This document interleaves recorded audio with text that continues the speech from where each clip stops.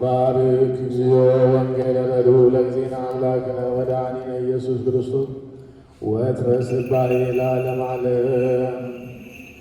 ወንጌል ዮሐንስ ምዕራፍ 1 ከቁጥር 1 እስከ 20 ምዕራፍ 5 ከቁጥር 1 እስከ 25 ያለውን ቃል አቤቱ ባርክ።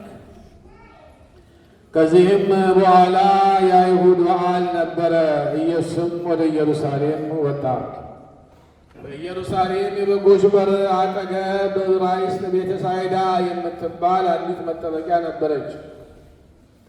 5 መመላለሻዎችም ነበረባት። በእነዚህ ውስጥም የውሃ መንቀሳቀስን የሚጠባበቁ በሽተኞች፣ ዕውሮች፣ አንካሶች፣ ሰውነታቸው የሰለለ ብዙ ሕዝብ የሚተኙ ነበረ። አንዳንድ ጊዜ የጌታ መልአክ ወደ መጠመቂያ ወርዶ ውሃውን ያናውጥ ነበረ። እንግዲህም ከውሃው መናወጥ በኋላ በመጀመሪያ የገባ ከማናቸውም ካለበት ደዌ ጤናማ ይሆን ነበር። ከዚያም ከ38 ዓመት ጀምሮ የታመመ አንድ ሰው ነበረ። ኢየሱስም ይህንን ሰው ተኝቶ ባየው ጊዜ እስካሁን ብዙ ዘመን እንዲሁ እንደሆነ አውቆ ልትድን ትወዳለህን? አለው። ድውዩም ጌታ ሆይ ውሃው በተናወጠ ጊዜ በመጠመቂያ ውስጥ የሚያኖረኝ ሰው የለኝም፣ ነገር ግን እኔ ስመጣ ሳለው ሌላው ቀድሞኝ ይወርዳል ብሎ መለሰለት። ኢየሱስ ተነስና አልጋህን ተሸክመ ሂድ አለው። ወዲያውም ሰውየው ዳነ፣ አልጋውንም ተሸክሞ ሄደ። ያ ቀንም ሰንበት ነበረ። ስለዚህም አይሁድ የተፈወሰውን ሰው ሰንበት ነው፣ አልጋህን ልትሸከም አልተፈቀደልህም አሉት። እርሱ ግን ያዳነኝ ያ ሰው አልጋህን ተሸክመ ሂድ አለኝ ብሎ መለሰላቸው። እነርሱም አልጋህን ተሸክመ ሂድ ያለ ሰው ማን ነው ብለው ጠየቁት። ዳሩ ግን በዚያ ስፍራ ሕዝቡ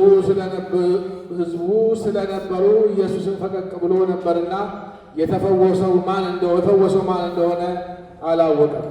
ከዚያም ኢየሱስ በመቅደስ አገኘውና እነሆ ድነሃል፣ ከዚህ የሚበልጥ እንዳይደርስብህ ወደፊት ኃጢአት አትሥራ አለው። ሰውየውም ሄዶ ያዳነው ኢየሱስ እንደሆነ ለአይሁድ ነገራቸው። ስለዚህም በሰንበት ይህንን ስላደረገ አይሁድ ኢየሱስን ያሳድዱት ነበረ፣ ሊገሉትም ይፈልጉ ነበር። ኢየሱስ ግን አባቴ እስከ ዛሬ ይሠራል፣ እኔም ደግሞ እሠራለሁ ብሎ መለሰላቸው። እንግዲህ ሰንበትን ስለሻረ ብቻ አይደለም፣ ነገር ግን ራሱን እግዚአብሔር አስተካክሏል፣ እግዚአብሔር አባቴ ነው ብሏል ብለው አይሁድ ሊገሉት አብዝተው ይፈልጉት ነበር።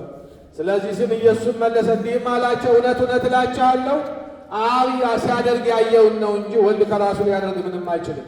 ያ የሚያደርገው ሊያደርገው ማንም አይችልም። ያ የሚያደርገው ሁሉ ወልድ ደግሞ እንዲሁ ያደርጋል።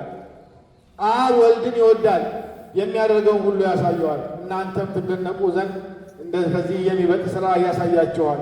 አብ ሙታን እንዲያስነሳ እንዲሁም ሕይወት እንደሚሰጣቸው እንዲሁ ወልድም ደግሞ ለሚወዳቸው ሕይወትን ይሰጣቸዋል። ሰዎች ሁሉ አብን እንደሚያከብሩት ወልድን ያከብሩት ዘንድ ፍርዱ ሁሉ ለወልድ ተሰጠው። በወልድ ያመነ የዘላለም ሕይወት አለው፣ ያላመነ ግን ይፈረድበታል።